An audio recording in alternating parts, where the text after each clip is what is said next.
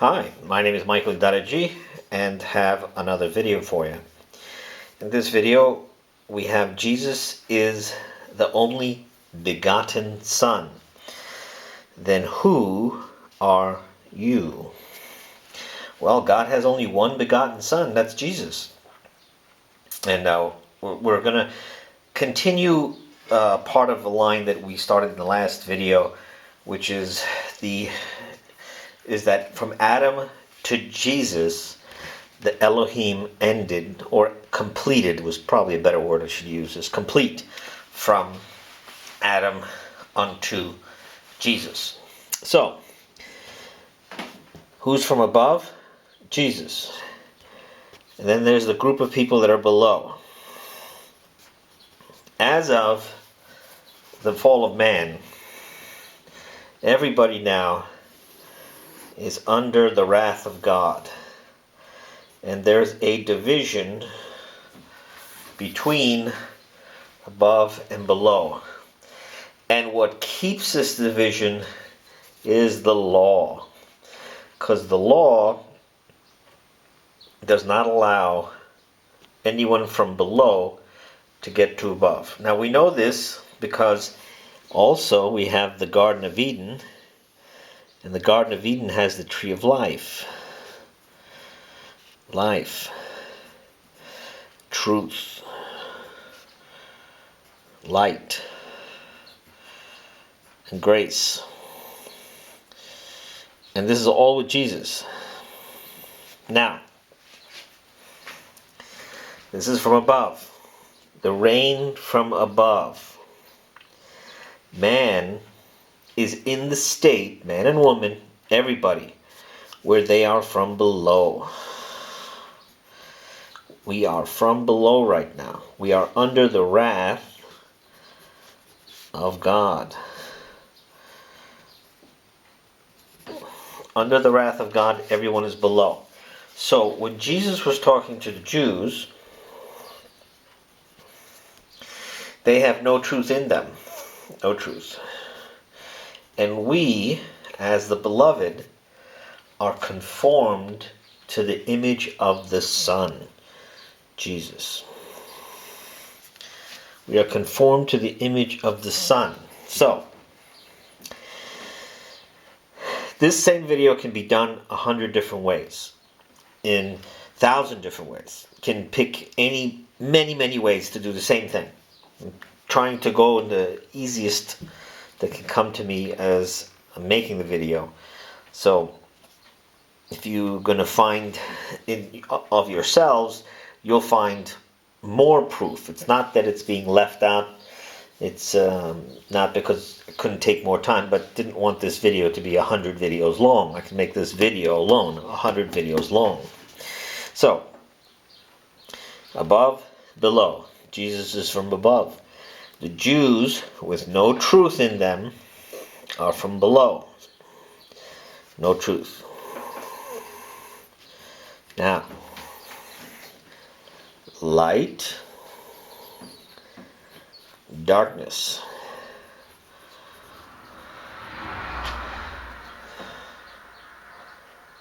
In the beginning, God said, "Let there be light." In fact, this is a good time probably to read Genesis 1.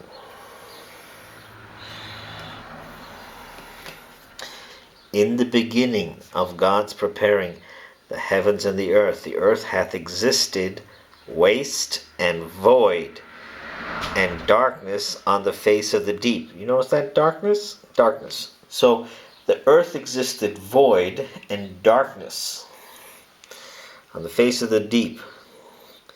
And the Spirit of God, Spirit of truth, fluttering on the face of the waters. And God saith, Let light be, and light is. And God seeth the light, and that is good. And God separateth the light and the darkness. God separated the light and the darkness. God seeth the light, which God, Elohim, family of God. That's the original word, family name of God, which would include Jesus and all the elect. So what does God see? He sees the light. And who is the light? Jesus.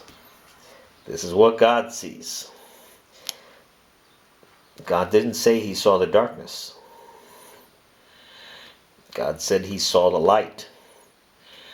And the light is good. And he separated the light from the darkness. So, who else is down here? Anyone that tells you, I choose God,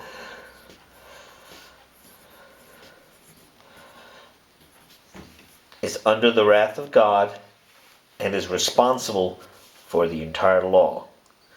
Responsible.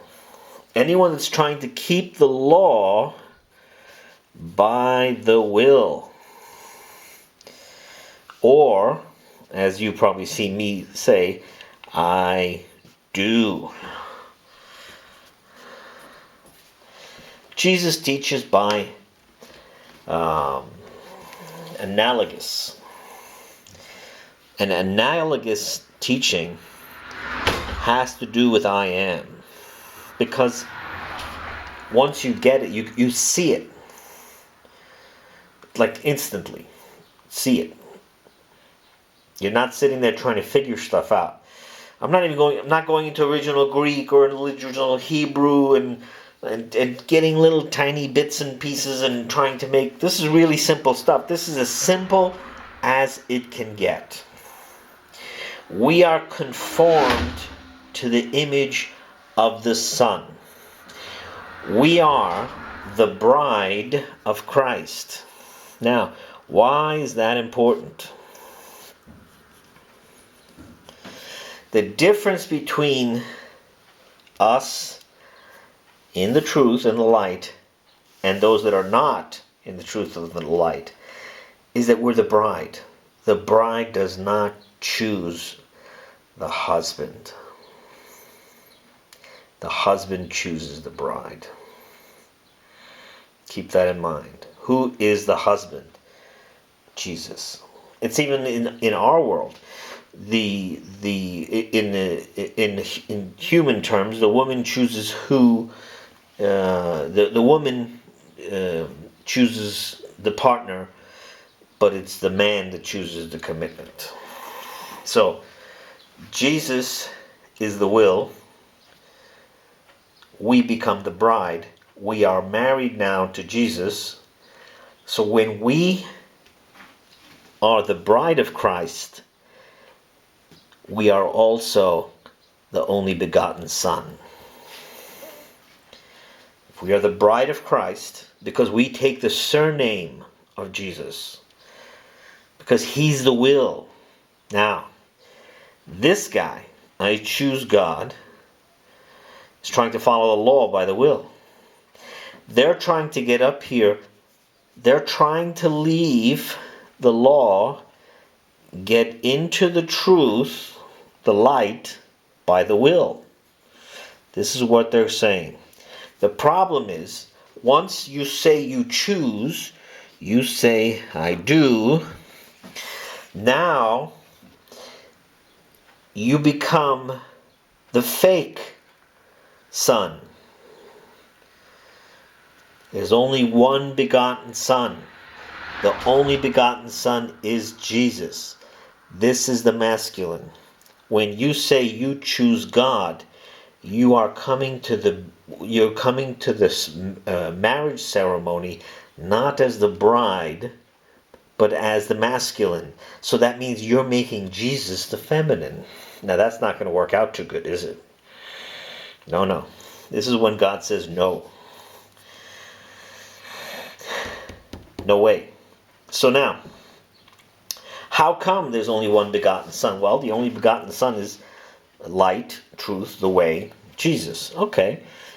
If you have a candle and you have, a fire, flame on the candle, right now we are looking at one 1 lumen, I think. I forgot how that is exactly right. 1 lumen. I say 1 lumen, I think it's the candle brightness or something. One lumen. If I put a second candle next to it, second flame, we have 2 lumens. These are now 1. They're giving off more brightness, but they are still light. There's no light down here. No light. Darkness. Day, night. When you go to sleep and you wake up in the morning, you see all kinds of weird things. If you have a farm or something or backyard, maybe some people were making a mess. You wake up in the morning, you see the mess. You were sleeping during the nighttime. So when the evil's happening, you are sleeping and resting. The evil is up and awake. And they plan and they do things, and then they do things under the cover of darkness so they cannot be seen. If, for instance, God, Jesus,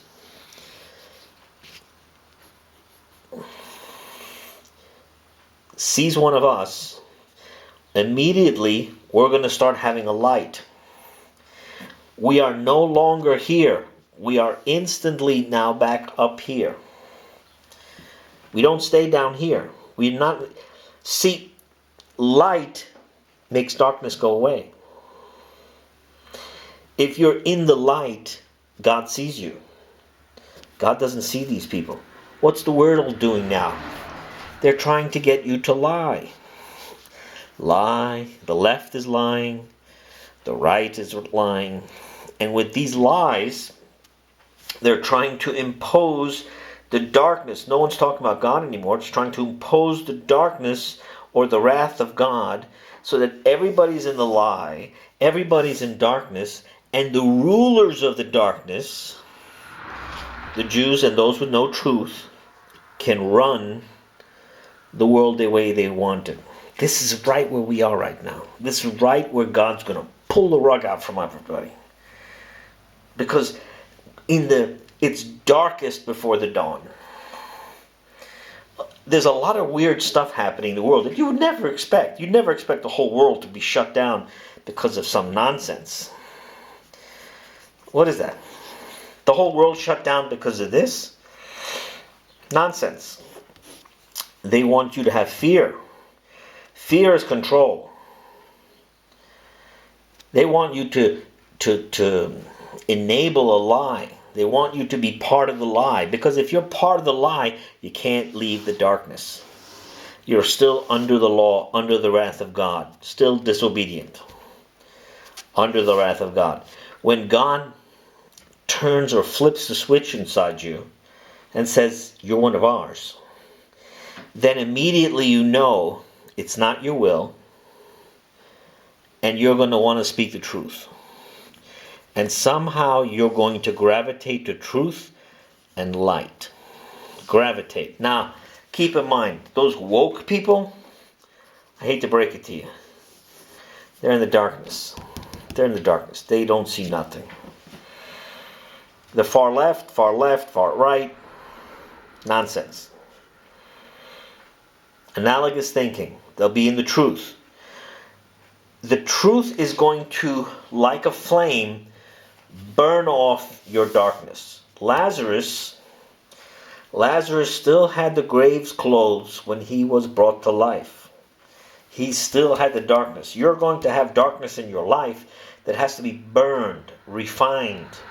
And as you get closer and closer to the light, closer and closer to Jesus, more and more of your life is going to improve. They're not saying that you're going to be making millions of dollars. You might have a lot of things to contend with that you did in your darkness time. But again, even what you did in your darkness time, God will have an escape. God always has an escape for His children. And even Daniel, who was in the furnace, there was a fourth person in there. It was Daniel and his 2 associates. I forgot the names now. They were in the fire. But there was a fourth person in there, Jesus. And what did Jesus do? He took the heat of the fire. He took the heat. You see, the Garden of Eden. Now, why did I say Moses in this? Because the Garden of Eden has a cherubs, and that is what protects the way to the tree of life. The cherubs protects the way to the tree of life. Well, those same cherubs are on the Ark of the Covenant, and it's the gateway to the mercy seat, the doorway into the truth, the light, and the way. But you can't get there by your will. You can't get there by choosing. Will worshiping I do doesn't make it. Because I am is a state of being, not a state of doing. We see the light because we're part of the light. They can't see the light. The people in the darkness cannot see the light unless God transforms them into the light. That's how you become the bride. You're not the masculine. Hate to break it to you. So any religion, any box, anybody telling you that you could choose God is saying that there is, that means that you could choose the light that you can't even see. You see, the people under the law cannot see the light. They can't see the tree of life. It is not here. It's not in the darkness. It is in the light, in the truth, in the garden that is protected by the flame, the cherubs, same ones that are on the on the Ark of the Covenant. Moses becomes, to the Jews, their judge. Now, the analogous understanding is Jews are the liars. The liars without truth. So in our world today, the Jews don't get in. Liars don't get in. If you're a liar, you're a Jew. You're in darkness. You could say you're a Christian. You could say you choose God. That's nice. You know, you're in darkness, but you're choosing the light. Really? How's that going to work out for you? Oh, you chose Jesus. Okay, how did you choose it? With your will? So if your will can choose Jesus, then Jesus is not necessary for you to be able to get into the kingdom. Because if you chose, that means your will is in charge. That means it's your right arm, your right hand. No, it doesn't work like that. You see, a garden has snakes because there's a purpose for the snakes. For us, the purpose for the snakes is to know and appreciate the truth. Because now we live in the truth once we come out of the snakes. Once we find the snakes, now we don't accidentally step on them. Now if we come in contact with them, we hit their heads. Because they need to stay here. The snakes, we need to have the night of the darkness. You know, like a day, 24 hours? For us, we're always in the light. Now, you know how they talk about the Sabbath? That's great. So you're in darkness 6 days and 1 day you're in the light? Really? Is that really what the Bible's saying? No. Read Revelation. Jesus will give us the light all the time. There's no need for the sun. Because we're going to have truth all the time. The truth will burn the parts of us that are no good. We're going to come to questions in our lives. And like, we're going to be put... I used Amber Heard in the last... I used Amber Heard. Amber Heard was facing the world and was hoping for her that she broke down. And because if she broke down, she would have had, what do you call it? Part of the truth now. She broke down and told the truth, then she'd be coming into the light. But she didn't do that. She doubled down. Like when you're dealing with psychopaths, narcissists, enablers, they are so never going to admit that they're wrong. Or if they do, they admit like a dot that they're wrong. And they're only doing that to get you to come down to them. That's it. They're using the truth or the idea of truth, not that they're telling you the truth, but to bring you into their lie, to bring you into their darkness like the world is trying to do. You don't know who's telling the truth in the news at all. You don't know. It's all darkness. For us, we have to gravitate to the truth, to the light. As you put more light candles together, it's what ends up happening is the light just gets brighter. That's what happens. Light just gets brighter. And God sees that light. And what does he say? It's good. He doesn't say that about the darkness. And God seeth the light, and it's good. Are you part of the good, the light, or the darkness that's not seen? God saw Abel's sacrifice. He did not even look at Cain's sacrifice. Cain. Just think about that. When someone tells me that they chose God, they're telling me they're so delusional. They're still under the wrath of God. And they think that they're not. They built, they built their house on the sand. Probability. Isn't that interesting? Sand is probability. Dots, dots, dots. Probability. Rock. Jesus is always making the allegories of the reign of the heavens. We are really close to this time because we could see the division. Jesus came for division. Now we could read this very easily everywhere in the Bible. So let me just jump over to a few places in the Bible. Let's go to Galatians 4, one of my favorite places to talk about this. I don't think I've read this for a while. So look how awesome this is. And I say, so long time as the heir is a babe, he differeth not from the servant, being Lord of all, but is under tutors and stewards, till the time appointed of the Father. So also we, when we were babes under the elements of the world, were in servitude. We were in servitude to the darkness. And when the fullness of time did come, God sent forth his Son, come of a woman under the law, that those under the law, see, Jesus is above the law. I'm going to get to another interesting point. His Son, come of a woman, those that are under the law may redeem, that the adoption of sons we may receive. And because ye are sons, God did send forth the Spirit of his Son into your hearts, crying, Abba, Father. See, we become the beloved Son.